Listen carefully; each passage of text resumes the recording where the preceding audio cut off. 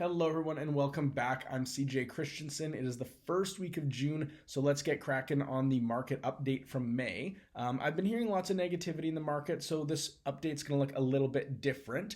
I'm going to break down each area and kind of give you guys a little bit of a sense of how many units are selling and are the prices really softening, or are they dropping, or are they increasing? I'll break it down for you, so stay with me and let's get right into it. Cloverdale, the average price is holding strong, actually increasing by 1%. The sales are also increasing, so the number of units sold increased from the previous month, as did new listings. So more new listings in Cloverdale, more sales, average price 1% increase.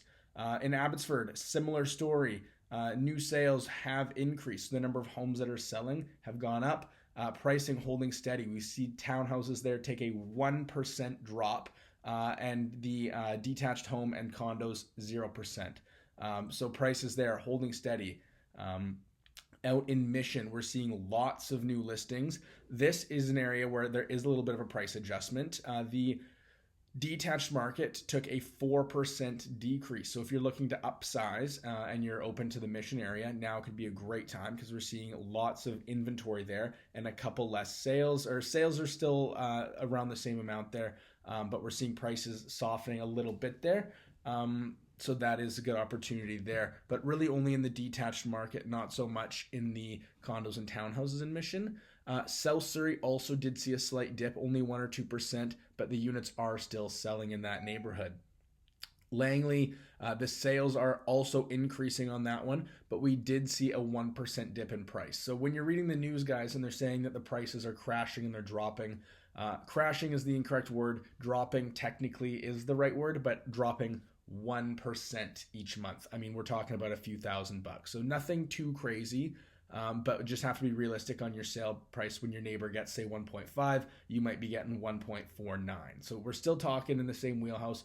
Nothing's crazy earth-shattering here, but we'll keep going here. Delta, there are tons of homes selling in Delta. If you're thinking of selling your place, they actually have one of the highest sales ratios in the whole Fraser Valley right now, is North Delta. So big sellers market out there. Now is a great time if you're thinking of doing that. In the North Surrey market, things look a little bit different. North Surrey is a very unique market these days. Specifically, their condo market is flooded with listings. There are so many developments that have completed in the last year or two. People either haven't moved in, people moved in, now they're moving out, they're upsizing. People maybe, a couple bought it, now maybe they're not together, they've split up, or people's living situations have changed. So there are a ton of condos available in North Surrey, brand new, almost brand new, and then even some old school, older ones also for sale. But North Surrey, that market is flooded right now with condos. The detached homes, there's a little bit less detached in North Surrey, but they still do exist. Those prices, similar story, 1% down, nothing too crazy there. But the condos are what's really taking the hit in North Surrey. That has been quite unique. And that's really all the areas in Fraser Valley that I wanted to chat about. So I got that out of the way. I will mention Bank of Canada recently has been continuing to either drop the rates or hold them, which is great news for buyers, people in a variable rate mortgage. Good news for prospective buyers is your interest rates will be a little bit lower. So good time to lock in now, see if rates come down, then you can always get a better rate. Should they increase out of the blue, then you are locked in at a great rate. Also good news for sellers, because then again, as that is good news for buyers, that means more people are going to be buying. So that is good news for sellers, of course.